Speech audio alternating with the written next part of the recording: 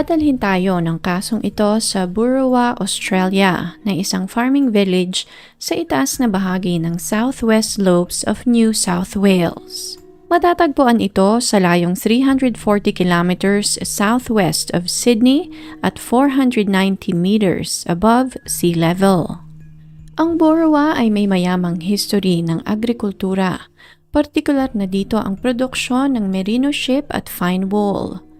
Burrawa ang isa sa mga pinakamagandang lugar na tirahan sa New South Wales dahil kompleto ito ng basic na pangangailangan ng mamamayan. Malapit ito sa kalikasan, malapit sa mga eskwelahan, mga medical centers at mga ospital. Base sa census, tinatayang meron lamang 1,924 na tao ang nakatira sa lugar na ito with a population density of 2.5 per square kilometers. Sa lugar na ito, nanirahan ang Colt family sa isang isolated na farm sa Kakahuyan. Ang mga pangalan na aking babanggitin sa kasong ito ay hindi totoong pangalan ng mga salarin at mga biktima. Ito ay mga pseudonym o mga palayaw lamang upang maprotektahan ang pagkakakilanlan ng mga minor de edad na mga bata na nasangkot sa kasong ito. Nagsimula ang lahat sa mag-asawang sina June at Tim Colt. Si June ay ipinanganak noong 1948 habang si Tim naman ay ipinanganak noong 1943. Nagkakilala ang dalawa at makalipas ang ilang buwan ay nagdesisyong magpakasal noong 1966 sa New Zealand. Nang mga panahong iyon, 18 anyos pa lamang si June habang si Jim naman ay 23 years old. Walang masyadong nailabas na detalye sa early lives ng mag-asawa. Ngunit base sa mga articles, nagsimula ang kasuklam-suklam na gawain ng pamilyang ito sa mga ninuno pa ng ilaw ng tahanan na si June. Si June ay produkto din ng insesto dahil ang kanyang ama at ina ay magkapatid. Nagkaroon sina June at Tim ng 7 anak, sina Martha, Frank, Betty, Paula, Cherry, Rhonda at Charlie. Bandang 1970s, nagdesisyon ang buong pamilya na iwanan ng New Zealand upang lumipat ng Australia. Naunang tumira ang pamilya sa Victoria, ngunit nakaugalian na nila na magpalipat-lipat ng tirahan sa palibot ng Australia na parabang meron silang tinatakbuhan o tinataguan. Nang medyo lumaki na ang kanilang mga anak, nagdesisyon si Tim na magbuo ng isang banda. Ang bandang ito ay binubuo ni na Tim, Charlie, Martha at isa pang anak na babae. Sa bandang ito, tumutugtog sila ng gitara, mandolin, sumasayaw at kumakanta. Nagpe-perform din sila sa mga festivals at music halls sa Australia. Dahil dito, nagkaroon sila ng mga taga-suporta. In fact, nag-release pa sila ng isang album na love songs ng mga panahong iyon. Dahil nakatira sa Kakahuyan, wala silang naging kaibigan sa bawat lokasyon na kanilang tinirhan. May pagka-reserved, extrovert at minsan ay may pagka-weirdo ang Colt family, kaya't ayaw nilang pinapakialaman sila ng kahit na sino. Hindi rin sila basta-bastang nagpapapasok ng ibang tao sa kanilang property. Ang Colt family ay binubuo ng 37 members. Ang mag-asawang Tim at June, ang 7 nilang anak, 24 apo at 4 na apo sa tuhod. Kaya't halo-halo na ang edad ng mga taong nakatira sa farm na iyon. Merong matanda na, mag-asawa, mga teenagers at karamihan ay mga bata. Actually, maging ang mga otoridad ay hindi aware na ganoon na pala karaming tao ang nakatira sa loob ng property iyon. Dahil nga karamihan sa kanila ay hindi naman lumalabas ng farm at ang iba ay hindi na rin nairehistro. Ang ilan sa mga matatandang miyembro ng pamilya ay paminsan-minsang lumalabas ng farm upang magtrabaho. Ngunit karamihan sa kanila ay walang balita o koneksyon sa kung anong nangyayari sa labas ng kanilang farm. Karamihan din sa mga batang naroon sa farm ay hindi nakatungtong sa paaralan at hindi marunong magbasa at magsulat. Nai-enroll naman ang ilang mga bata sa eskwelahan nang makialam ang child services dahil napag-alaman nila na nakakatanggap ang pamilya ng suportang pinansyal mula sa gobyerno. Ngunit hindi naman pala nakakapasok sa eskwelahan ang mga bata. Dahil doon napilitan ang mga matatanda sa Colt family na i-enroll ang ilang mga bata sa eskwelahan. Ngunit wala pa ring nagbago sa sitwasyon dahil napakadalang sumipot na mga bata sa school. Kalimitan ay absent ang mga ito at kung sisipot naman ay napakadumi ng kanilang mga damit, hindi man lang nakasuklay at madumi ang pangangatawan. Very evident sa itsura ng mga batang ito na hindi sila masyadong naaalagaan at nabibigyan ng atensyon sa loob ng kanilang farm. Napansin din ng mga guro sa eskwelahan na ang iba sa kanila ay mayroong genetic at psychological issues. Ang iba sa kanila ay medyo mahina ang paningin, ang iba naman ay medyo delayed umintindi at medyo mahina ang pag-iisip. Dahil doon talagang nasa radar na ng mga teachers ang mga batang ito. Naalarma ang paaralan kaya't ilang beses nila itong inireport sa kinauukulan. Ngunit sa kasamaang palad ay wala silang tugon na natanggap. Sa pagitan ng 2010 hanggang 2012, nagkaroon ng 7 significant harm report laban sa mga magulang ng mga bata. Ngunit sa kasamaang palad ay walang naging pag-aksyon ang mga pulis. Hanggang dumating ang taong 2012. Naglalaro ang isa sa mga batang babae mula sa cult family sa playground ng school nang bigla itong nagsalita at sinabing buntis ang kanyang ate. Hindi di umano nila alam kung sino sa kanilang mga kuya ang tatay ng bata. Ang batang babaeng ito ay nasa elementarya pa lamang at tila hindi nito naiintindihan ang gravity ng kanyang sinasabi. Ang ate naman na tinutukoy niya na buntis ay 12 anyos pa lamang na mga panahong iyon. Narinig ito ng isa pang batang naglalaro din sa playground na siya namang nagsumbong sa kanyang mga magulang. Nais na lamang sanang baliwalain ng magulang ng bata ang kanilang narinig. Ngunit kahit anong pagbaliwala nila ay hindi iyon mawala sa kanilang isip. Kaya't ang magulang na ito ang naglakas ng loob na muling isumbong ang kanilang narinig sa mga pulis. Dito na umaksyon ang mga pulis kaya't noong July 18, 2012, nagdesisyon ng otoridad na pumunta sa farm ng Colt family. Napakalaki ng lupain ng Colt family. Sa loob noon ay mayroong 2 travel trailers or RV. Meron ding isang maliit at isang malaking garden shed na mayroong mga tent sa loob. Sa loob naman ng mga tent ay mayroong mga higaan. Bawat sulok ng mga tents na ito, pati ang loob ng RV ay napakarumi. Maputik at nagkalat ang mga basyo ng sigarilyo, nagkalat din ang mga basura sa lugar. Napakabaho ng hangin at parang hindi man lang nalinis ang mga bahay-bahayan na naroroon sa property. Amoy na amoy ihi at dumi ng mga tao. Nakita rin ng mga pulis ang isang kangaroo na natutulog sa higaan ng isa sa mga bata. Mayroon namang isang maliit na lutuan ngunit napakarumi din ang lugar na iyon. Halos lahat ng mga bintana ng RV ay basag at nakalabas ang mga kawad ng kuryente. Napag-alaman din ng mga pulis na wala palang linya ng tubig sa lugar na iyon. Wala ding palikuran, kaya't sa gubat na lamang dumudumi ang lahat ng miyembro ng Colt family. Hindi rin sila gumagamit ng tissue paper sa tuwing kailangan nilang dumumi at ginagamit na lamang ang mga dahon o di kaya ay damit nila na panglinis sa kanilang katawan.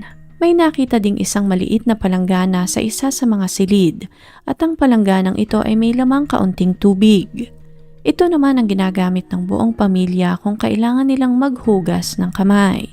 Dahil wala ngang tubig sa lugar na iyon, lahat ng mga bata, pati na rin mga matatandang naroroon ay madungis, mabaho at walang kaayusan. Nagkalat ang ihi at dumi ng tao sa lugar at kahit hindi naman kulob ay mabaho ang hangin dahil kung saan-saan na nga lamang dumudumi at umiihi ang mga tao. Dahil sa nadatnan nilang sitwasyon, nagdesisyon ang Child Services na dalhin ang mga maliliit na bata sa foster care habang gumugulong ang investigasyon. Mga minor de edad lamang ang pwede nilang pakialaman kaya't 12 bata lamang ang kanilang nailigtas. Ang mga batang ito ay may edad 5 hanggang 15 taong gulang. Halos lahat ng mga batang na-rescue ay mayroong severe fungal infection. Sira-sira ang mga ngipin at hindi marunong magbasa o magsulat. Ang iba naman ay halos hindi makapagsalita at ang iba sa kanila ay hindi rin marunong humawak ng kutsara at tinidor o kahit gumamit man lamang ng pinggan. Hindi rin sila marunong gumamit ng tissue o toilet paper. Hindi nila alam kung para saan ang toothbrush at halos lahat sila ay hindi alam ang basic personal hygiene dahil hindi nga sila naturuan at hindi nila iyon nakasanayang gawin sa kanilang farm. Sa pagpapatuloy ng investigasyon, dito na sumambulat sa otoridad ang totoong sitwasyon at pinagmulan ng halos buong angkan ng Colt family. Ang buong pamilyang iyon ay produkto ng insesto na nagsimula pa sa kanununuan na pinuno ng pamilya na sina Tim at June Colt. Nagsimula ang pangahalay ni Tim sa kanyang mga anak na babae ng 12 anyos pa lamang ang mga bata. Bukod sa pangahalay, hinihikayat din ni Tim ang kanyang mga anak, hindi lamang ang mga batang lalaki, pati na rin ang mga batang babae na makipagtalik sa kanilang mga kapatid. Binrainwash niya ang kanyang 7 anak na normal ang ganoong gawain at walang masama sa kanilang ginagawa. Na anytime na may tawag ng laman ay kailangan nilang pagbigyan ang kanilang mga katawan. Hinubog ni Tim ang kanyang mga anak sa ganitong paraan, kaya't lahat ng pangahalay at pang-aabuso ay naging pang-araw-araw ng pangyayari sa loob ng Colt Farm. Dahil sa mga pangahalay ni Tim sa kanyang mga anak na babae, nagkaroon ito ng 4 na anak sa panganay niyang anak na si Rhonda. Nagkaroon pa ng isang anak si Rhonda at ang ama naman ay isa sa kanyang mga kapatid na lalaki. Si Martha naman ay nagkaroon ng 6 na anak. Ilan sa mga batang ito ay anak ng kuya niyang si Charlie, habang ang iba naman ay anak ng kanyang tatay sa kanya. Ngunit ang pinakapaborito ni Tim sa lahat ng kanyang mga anak na babae ay si Betty.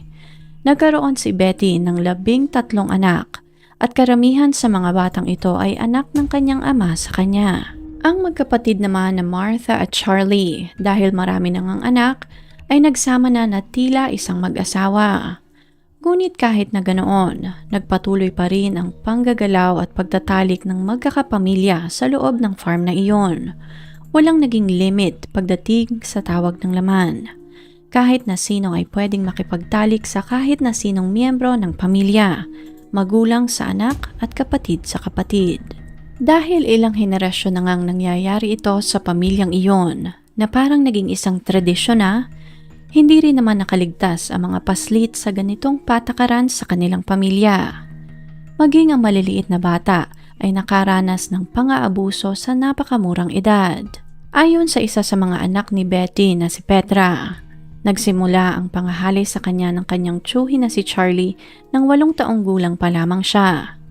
Wala itong pinipiling araw at nagpatuloy ang pang-aabusong iyon ng napakatagal na panahon. Sa tuwing may mabubuntis naman sa kanila, hindi sila pinapayagang magpa-check up man lang o manganak sa ospital.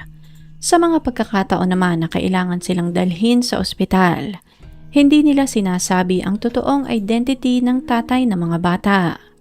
Ito rin ang dahilan kung bakit naging napakadalas ng paglipat-lipat ng pamilya ng matitirhan. Sa tuwing mararamdaman nila na nakakahalata na ang mga tao, iyon na ang hudyat na kailangan na nilang lumipat ng ibang matitirhan. Habang nangyayari ang lahat ng ito sa bakuran ng Colt family, patuloy pa rin sila sa pagkanta at paghahatid ng kasiyahan sa kanilang mga taga-suporta. Taong 2001, sumakabilang buhay naman ang ilaw ng tahanan na si June. Hindi naging malinaw kung ano ang kanyang ikinasawi, ngunit nasa 50 anyos pa lamang ito nang ito ay pumanaw. Dito na nagpasya ang buong pamilya na muling lumipat ng matitirhan sa Western Australia. Mas gusto ni Tim at ng kanyang mga anak na lalaki na tumira sa isang remote area nang sa ganon ay walang makikialam sa kanila. Taong 2009 naman ay pumanaw ang padre de pamilya na si Tim. Iyon na sana ang pagkakataon ng mga naiwan na maituwid ang kanilang landas, ngunit ipinagpatuloy ng magkakapatid ang tradisyon na namana nila sa kanilang mga magulang. Marahil nasanay na sila sa ganoong kalakaran, kaya't hindi na rin sila makaatras. Si Betty ang tumayong leader sa kanilang pamilya nang pumanaw ang ama nilang si Tim. Dito na nga bumili ang magkakapatid ng kapirasong lupa sa Borowan. Napaka-perfect ng lugar na iyon dahil malayo iyon sa mainit na mga mata ng dumadaan. Wala din silang kapitbahay kaya't walang sino mang mangunguwestiyon sa kanila. Ni walang makakapansin na naroroon sila. At dahil doon nagpatuloy ang pangahalay, ang insesto at pang-aabuso sa maliliit na bata.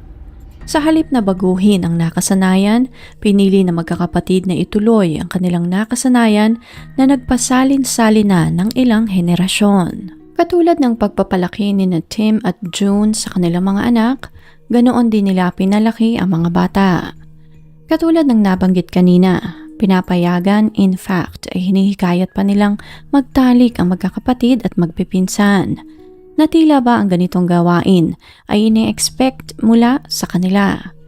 Na sila ang magtutuloy ng ganitong kahalayan sa susunod pang henerasyon ng kanilang pamilya. Dahil halos lahat sila ay produkto ng insesto. Karamihan sa mga bata ay may mga sakit at mga cognitive delays. Karamihan sa mga batang naroroon ay utal magsalita at medyo mahina ang pangunawa. Naging advantage din ito para sa mga nakakatanda sa cult family dahil mas madali nilang napapasunod ang mga bata. Mas madali nilang napaniwala ang mga ito na normal ang pakipagtalik sa kanilang ama, ina, kapatid at mga pinsan. Na walang limitasyon dahil katulad ng nabanggit kanina, iyon ay mandatory sa cult family. Walang usapin ng relihiyon na sumakop sa pamilyang ito. Ngunit dahil sa kanilang kakaiba at nakadidiring gawain, para na rin silang miyembro ng isang kulto. Ang kanilang naging doktrina ay libreng pagmamahal, walang limitasyon at walang batas. Na ang bawat isa sa kanila ay naroroon upang punan ang tawag ng kanilang laman. Walang age limit at wala ding relationship limit. Normal na napangitain na nagtatalik ang kanilang ina at tiyuhin o ang kanilang kapatid at ang kanilang ina. Ang kanilang tiyahin at ang kanyang tiyuhin. Nakapanghihilakbot kung iisipin, ngunit ganoon halos araw-araw ang natunghaya ng mga paslit sa loob ng farm na iyon. Kung hindi dahil sa batang babae na nasa playground na nagsalita tungkol sa kanyang kapatid na babae, ay magpapatuloy pa ang ganitong gawain ng napakarami pang taon. Dahil naging napakasama ng sitwasyon ng maliliit na bata sa farm na iyon, karamihan sa kanila ay mayroong viral infection. Ang iba naman sa mga batang na-rescue ay malnourished. Karamihan sa mga bata ay kinailangan ng immediate medical attention kaya't isinugod sila sa ospital. Ang isa pa sa mga bata ay may psoriasis. Maging ang 15 anyos na batang tinawag na Bobby ay hindi man lamang ni minsang nakakita ng palikuran. Hindi niya alam kung para saan at ano ang ginagawa sa loob ng CR. In fact, nang kasama na siya ng mga pulis, walang sabi-sabi, umihi ito at dumumi sa kanyang salawal kahit na nasa kabilang kwarto lamang naman ang palikuran. Napansin din ng mga pulis na halos lahat ng mga bata ay mayroong physical abnormality. Medyo distorted ang kanilang mga ilong at misaligned ang kanilang mga facial features. Mukha ding mas matanda sila sa actual nilang mga edad. Habang nasa foster care naman ang ibang mga bata, nagpakita sila ng mga nakababahalang mga aksyon na marahil ay natutunan din nila mula sa kanilang mga magulang. Si Cindy na siyang pinakabata at ng panahong iyon ay halos 5 taong gulang pa lamang, ay nahuli ng kanyang foster parent na may malaswang ginagawa sa kanyang sarili. Nang tinanong naman siya ng kanyang foster parent kung bakit niya iyon ginagawa, sumagot ang bata na tinuruan di umano siya ng kanyang mga kapatid sa farm. Ang iba naman mga bata ay walang preno sa pagsasalita ng mga malalaswang bagay na para bang normal na lamang sa kanila iyon sa pang-araw-araw na pamumuhay nila sa farm. Ang isa naman sa mga batang babae na nasa foster care ay ilang beses na nagtangkang halikan at hawakan sa masiselang bahagi ng katawan ang kanyang foster father, na para bang nagyayaya itong makisiping sa lalaki. Ilang beses siyang pinigilan na huwag gawin iyon at sa tuwing sasawayin siya ay nagwawala ang bata. Si Dwayne at Brian naman na 9 years old na mga panahong iyon ay nahuli ng kanilang foster parent na itinatali ang kanilang 18 years old na foster sister upang halayin. Mabuti na lamang at naagapan ito bago pa man may magawang masama ang magkapatid. Ayon pa sa magkapatid, minsan ay pinuputol nila ang ari ng alaga nilang kabayo sa farm pag naboboard sila. Dahil magkakahiwalay ang foster family na pinag-iwanan sa magkakapatid, pinayagan sila ng child services na magkaroon ng visitation nang sa ganon ay magkita-kita pa rin ang magkakapatid. Ngunit hindi iyon nakatulong dahil sa tuwing magkikita sila ay hindi nagpapaawat ang mga bata. Kahit sa harap ng mga caseworkers, hindi pa rin nila mapigilan ang nakasanayan nila sa farm. Minsan ay ilalagay ng isang bata ang kanyang kamay sa pagitan ng hita ng kapatid at saka hahaplusin ang maselang parte ng katawan ng kapatid na babae. Doon pa lamang ay alam na ng mga caseworkers na matindi ang traumang pinagdaanan ng magkakapatid dahil talagang tila hindi nila alam na maling-mali ang kanilang ginagawa. Noong una ay hindi nagustuhan ng magkakapatid ang pagkaka-rescue sa kanila. Buong buhay ay iyon ang kanilang kinagisnan. Kaya't nahirapan silang mag-adjust dahil nawalan sila ng kalayaan. Dahil doon, ang iba ay nagbantang sasaksakin ang mga medical personnel na tumitingin sa kanila. Ang iba naman ay nagtangkang magpakamatay. Ngunit sa pagdaan ng araw at linggo, naipaliwanag at naipaintindi ng child services sa magkakapatid ang totoong sitwasyon at kung ano ang dahilan kung bakit sila naroroon. Over time, lumambot na rin ang mga bata at dito na sila nagsimulang magsalita. Sa pagpapatuloy ng investigasyon, binanggit ng 7 taong gulang na batang si Nadia na nakita di umano niya ang kanyang tiyahin at ang kanyang ama na nagtatalik sa isang tent na malapit sa kanyang higaan. Marami din sa ibang mga bata ang nagsabi na normal ang ganoong pangitain sa kanilang farm. Paulit-ulit din silang binriefing ng mga nakakatanda sa kanilang pamilya na huwag ikukwento sa kahit na sino ang nangyayari sa loob ng farm dahil darating di umano ang mga pulis upang hulihin silang lahat. Dahil sa takot na mawalay sa kanilang mga magulang, pinili ng mga bata na maniwala at sumunod sa ipinag-uutos ng kanilang mga ninuno. Base naman sa teenager na si Kimberly, madalas niya di umanong binibj ang kapatid niyang si Dwayne na ng mga panahong iyon ay 9 na taong gulang pa lamang. Habang ginagawa niya ito ay nanunood naman ang kapatid niyang si Carmen na noon ay 8 taong gulang pa lamang. Ilan pa sa mga bata ang nagsabi na madalas ay tinatali sila ng mga kapatid at tiyuhin sa puno habang hinahalay sila ng mga ito.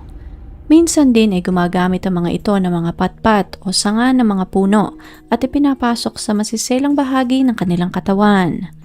Ang iba naman minsan ay nagtatago sa kagubatan upang makaiwas sa pang-aabuso. Ngunit dahil wala naman silang mapupuntahang iba, wala din silang ibang choice kundi bumalik sa farm at magtiis sa dilubyong kanilang nakasanayan. Karamihan sa mga anak ni Martha ay anak ng tiyuhin niyang si Charlie.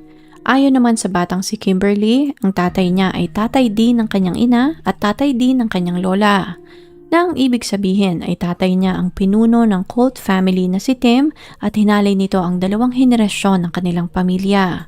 Kaya't ang batang si Kimberly ay produkto ng henerasyon ng insesto at pang-aabuso na sinimulan ng kanyang lolo na si Tim Colt. Para mapatunayan lahat ng mga ito, nagdesisyon ng korte na isailalim sa genetic testing ang 12 bata na nasa foster care noong 2012. At katulad nga ng sinasabi ng mga bata, 11 sa 12 batang ito ay produkto nga ng insesto. Tanging ang batang si Cindy na noon ay 5 taong gulang pa lamang ang hindi nagpositibo sa testing. Ang ina ni Cindy ay si Rhonda at nagkaroon ito ng maigsing relasyon sa lalaking nagngangalang Jerry Phelps habang nagtatrabaho siya sa farm nito bilang isang fruit picker. Dahil iba ang kanyang ama, tanging si Cindy ang normal ang hitsura at walang genetic disorder kumpara sa iba pang mga batang na-rescue sa farm. Ang sanggol naman na si Sally na siyang pinakabata sa pamilya ay pumanaw dahil sa Zellweger syndrome na isang rare genetic disorder noong 2012 bago sumambulat ang kasong ito sa publiko. Base sa family tree ng Colt family, ang sanggol na si Sally ay maaaring anak ni Derek na kapatid ng kanyang inang si Tammy. Maaaring pareha silang carrier ng disease na ito kaya't nagmanifest ang disorder sa sanggol na si Sally. Katulad ng mga ibang bata pa na naroroon sa farm, Meron din silang 50% chance na carrier din sila ng Zellweger disease. At kung magkakaroon sila ng mga supling in the future, ay maaaring makuha din ng mga sanggol ang disease na ito, katulad ng nangyari sa sanggol na si Sally. Base sa investigasyon, 18 sa mga batang naroroon sa farm ay anak ni Tim Colt sa kanyang mga anak at apo ng mga babae. Base rin sa resulta ng investigasyon, paulit-ulit na napatunayan na ilang henerasyon nang pinapraktis ng pamilyang ito ang ganitong gawain. Ngunit sa kasamaang palad, kahit na napatunayan sa investigasyon na marami sa mga batang nakuha sa farm ay produkto ng insesto, hindi napatawan ng mabigat na parusa ang magkakapatid na Colt. Binawalan lamang ng korte ang mga ina ng mga bata na makita ang kanilang mga anak hanggat hindi sila tumutungtong sa edad na 18. Paulit-ulit na pinabulaanan ng magkakapatid ang paratang sa kanila sa korte. Paulit-ulit nilang sinabi na ang ama ng kanilang mga anak ay mga turista na napadpad sa kanilang lugar. Taong 2013 naman, tinangka ni Betty na itakas ang kanyang mga anak na si Bobby at Billy mula sa kanilang mga foster parents. Naipuslit na magkakapatid ang isang cellphone mula sa kanilang ina at itinago nila iyon sa isang masukal na lugar malapit sa kanilang bahay. Sa durasyon na nasa foster family sina Bobby at Billy, hindi naputol ang koneksyon nila sa kanilang ina. Parati silang pumupuslit upang matawagan o ma-text ang kanilang inang si Betty. Ngunit habang nangyayari ang lahat ng ito, gumugulong pa din ang investigasyon at nagawa ng mga pulis na i-monitor ang telepono ni Betty. Kaya't nagawa nilang i-record lahat ng pag-uusap at text messages ng mag-iina. Sa mga recordings na ito, narinig ng mga pulis kung paano makipag-usap si Betty sa kanyang mga anak, na para bang nakikipag-usap ito sa kanyang karelasyon o asawa. Ilang beses nitong pinuri ang boses ng anak nitong si Bobby sa telepono at sinabing napaka-sexy ng boses ng kanyang anak at hindi na siya makahintay na muling mahawakan si Bobby. Nang mga panahong iyon, 15 anyos pa lamang ang binata. Nabisto din ng mga pulis ang balak ni Betty na kidnapin ang mga anak. Base sa plano ni Betty, dadalhin niya ang mga batang lalaki sa South Australia kung saan hindi sila matutunton ng South Wales authorities. Makakaraos di umano sila dahil maraming trabaho na fruit picking sa lugar na iyon. Ngunit bago pa man maisagawa ni Betty ang kanyang plano ay nadakip na siya ng mga pulis at nabigyan ng parusang pagkakakulong na 12 buwan. Nang matapos ang investigasyon, halos 80 kaso ang naisampa sa 8 miyembro ng Colt family.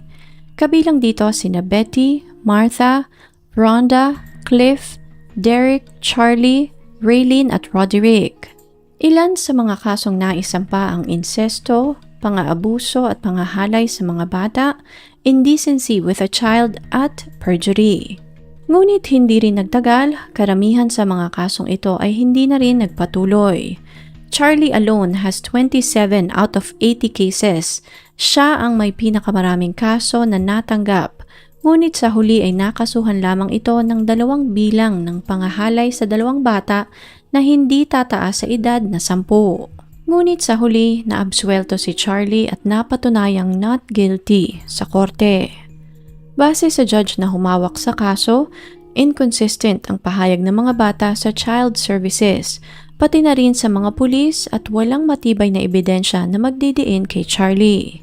Ang mga babae namang magkakapatid na sina Martha, Betty, Paula, Cherry at Rhonda ay nagsilbi lamang ng 1 o 2 taon sa kulungan para sa kaso ng perjury.